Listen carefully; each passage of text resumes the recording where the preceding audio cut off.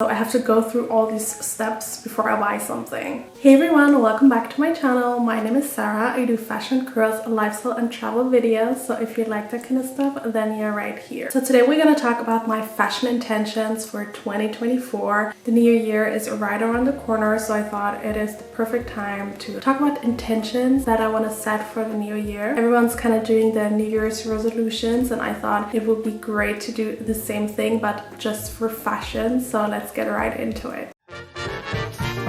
Cheers to the new year!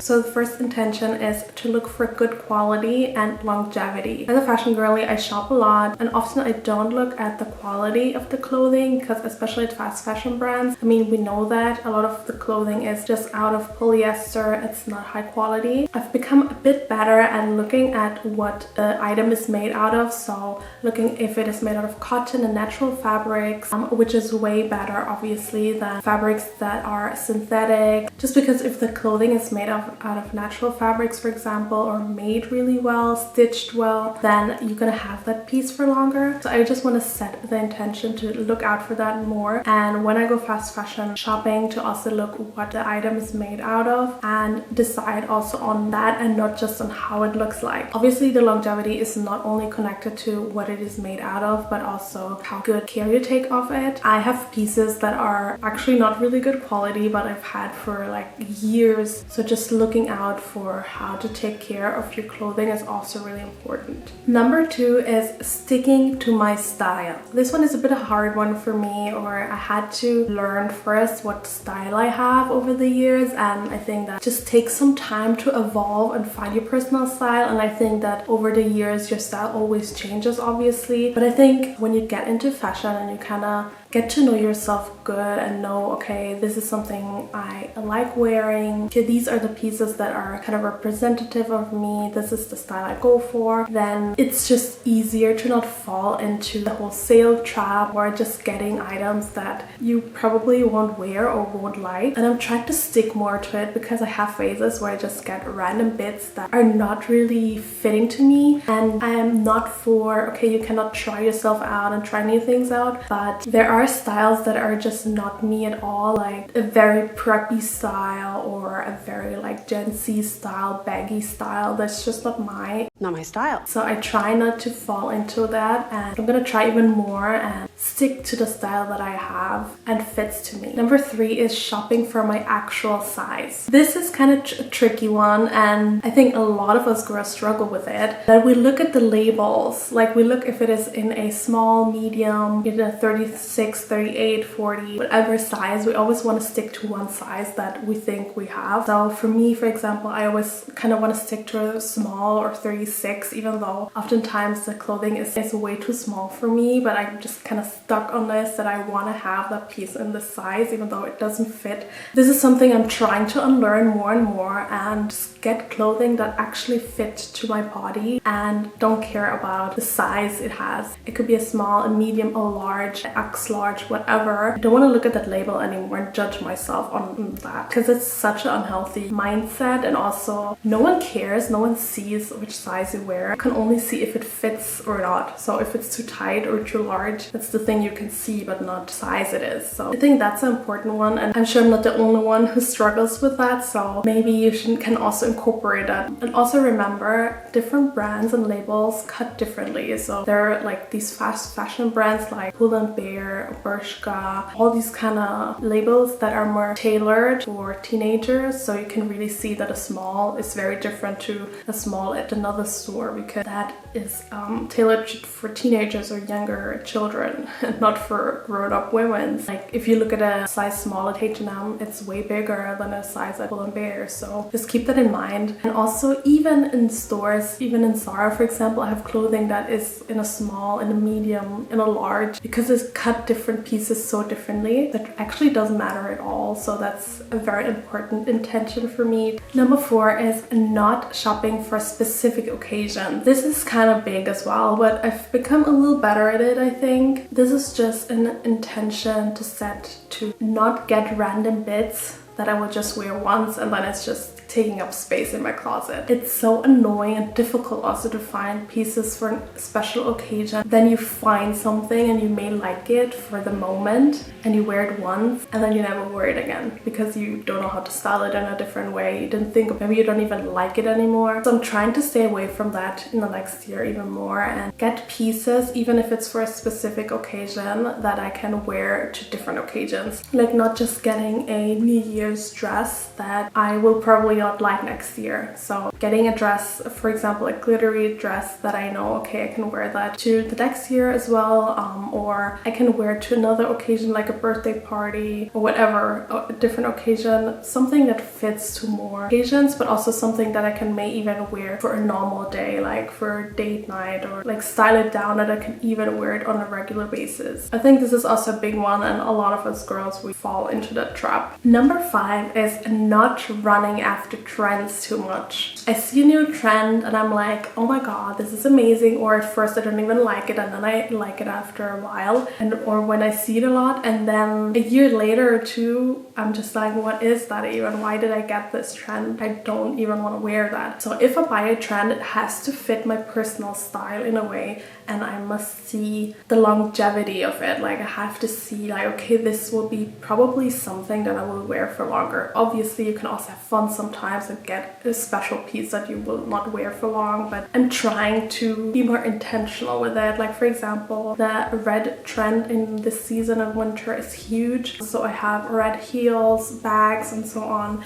but this is a trend that is kind of like long living. I think red will always be in style and I can always wear red heels, for example. So I'm trying to stick to trends that I wear, can see it has more longevity and it fits to me personally. For example, the low waist trend is something that is super going on right now, but I'm not participating and will probably never, because it just doesn't fit to me and it doesn't fit to my body type and not to my personal style. And also when it comes to not shopping for trends, I think a really great way is to do more vintage shopping. Kind of have a small collection of really cool vintage pieces already, but I think I can expand more in it. And I love vintage shopping because it has great quality, especially when it comes to coats. For winter, I really recommend you guys check out vintage stores when you want to get a really good quality coat. But also like this whole experience of vintage shopping, it's way more interesting and special because every piece is special and has a history behind it, and also you will probably not find the same piece again. No one else will wear that probably. And also you can play more around with your personal style when you incorporate vintage pieces. It's more of a hunt. Oftentimes vintage thrift stores are, when you find something that really fits, it's so rewarding. So I'm gonna try even more to stay away from a very trendy thing. Number 6 is sharing and borrowing clothes with friends, doing closet swapping, having get-togethers with my friends and then seeing what they have in their closet, what they may not wear anymore, doing the same as well, and then swapping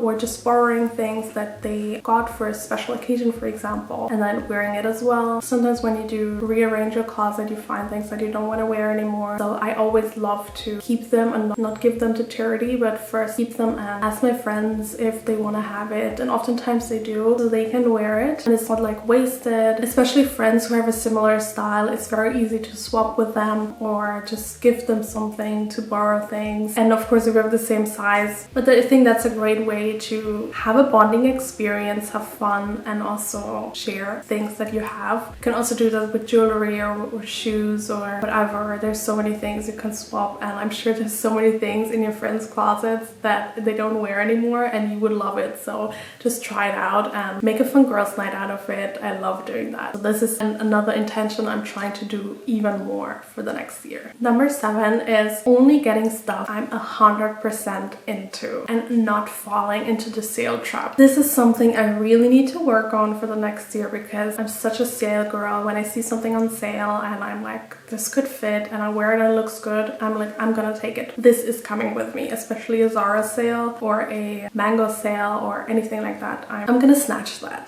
And oftentimes it's not the best idea because sometimes the quality isn't there, sometimes it doesn't fit 100%, but it was the last piece in the size, so I just took it and then I feel uncomfortable, I don't wear it anymore.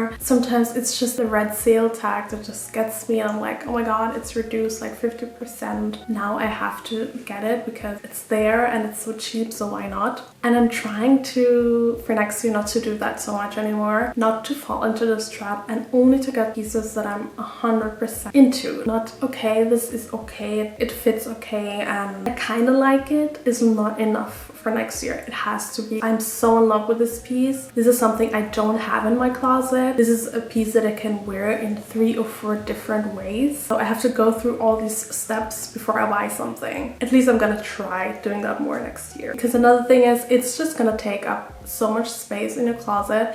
It's gonna rot in there and you're not gonna wear it, and that's such a waste, and you can't find even the pieces that you actually want to wear. And then you always are in this position of, I have nothing to wear, even though your whole closet is full of stuff. Number 8 is only getting items I know I will wear. That's kind of similar to the last point, but oftentimes when I go shopping and I see something I like, but it's maybe out of my comfort zone, maybe it doesn't fit 100%, maybe it just isn't my style 100%, or maybe it's a bit too revealing, but I still like it, I try not to get that anymore because it's gonna take up so much space. It's gonna get on my nerves because I'm gonna be like, I want to wear this, but it looks kind of frumpy, or I look too big in it, or whatever it is. I have to feel comfortable in what I wear. And if it's a special occasion dress, it has to be a dress that I know I can actually wear and I will not feel uncomfortable. And then I'll just leave it and wear a normal black dress, for example. So this is also a really important step, I think, for the next year. Number 9 is getting more basics. I'm such a girly for buying special items, unique items, but I don't have a lot of basics. Like, for example, this blazer I'm wearing, this is something I would buy and I wouldn't get like this body I'm wearing, this pink one. I don't have a lot of basics like this. I really need to get more basics, and also in colors. I'm a color girly. I don't need to get only gray, blue and minimal colors in basics, but also colorful basics such as this pink body, because it's so essential in our daily lives, especially to have pieces that you can combine. So for example, this pink body I can combine with so many different things, with jeans, skirts, whatever, like in spring, in winter, whatever I like, and it makes the whole binding but to wear in the morning process so much easier. So I really need to get more basics for the next year, and I'm sure you do too. I'm sure you have a lot of special pieces but you don't have the right basics to pair it with. And I must admit, I think it's quite difficult to find basics in colors. Me and my friend have been searching for colorful basics a week ago or 2, and it was so difficult to find something in a color that is a basic. So hard. So I think it's easier to find things online, and when I see something in store, I'm gonna take it right away because I know I can style it in so many different ways. Also turtlenecks, bodies, t-shirts, different cuts, also like V cuts, crew necks, turtlenecks, knitwear, just basics I can pair with everything and anything. And number 10 is having more fun with fashion and not playing it safe all the time. I feel like this whole pandemic phase made me, and I think other people as well, a bit lazy when it comes to fashion. So being a bit more comfortable, not wearing so many pieces that are standing out, more basic colors, like all this minimal trend, a lot of minimal colors. And I really want to go all out next year. I've been evolving the last couple of years and trying new things out, but I feel like next year I really want to have more fun with it and not be too basic. My fashion is very bold and colorful, but I think I can do even more and try different combinations out and try different textures and styles. I still want to stick to my personal style, but in that realm I can still do a lot, I think, that I haven't done until now. Also not being too strict. I know all the other rules were kind of strict, but the last rule is kind of contradicting maybe, but I think fashion is also about having fun. So going all out when I go out and wearing heels and wearing special pieces that are just laying in my closet, not being scared to wear them out anymore. I feel like this brings so much fun and also memories when I know, okay, I wore this dress to this special occasion and it was so cool, and I have this big pictures as a memory. I want to get out of this whole pandemic phase mindset and have more fun again with fashion. So that is my last intention for the next year. And a bonus intention, it's more a personal one I think, but I want to get more into fashion in a sense of I want to learn more about fashion. So I want to read more about it. I want to get to know more about different designers and their labels. Also get more into Black designers and the ones that are out there, learn about it. And I also want to emphasize on supporting more Black businesses when it comes to fashion. I think there are some really cool labels out there, so I want to dig more into that. I want to learn more about color theory, about textures and different patterns, about the history. I think it's very interesting to me, and since I have a fashion channel as well, I want to be able to give you some knowledge as well, and not just talk about what I like and what not, but also to give you some insight into the whole industry, about the history, about colors. This is also something I want to dig in for next year. So that were my fashion intentions for 2024. I hope you could get some inspiration and you will also incorporate some of those. If you like this video, please give it a thumbs up and comment down below some other resolutions you have. Watch my last video, which is festive outfits for this season. Follow me on Instagram at BoldSarah Fashion for more fashion input, and I will see you in my next one. Bye!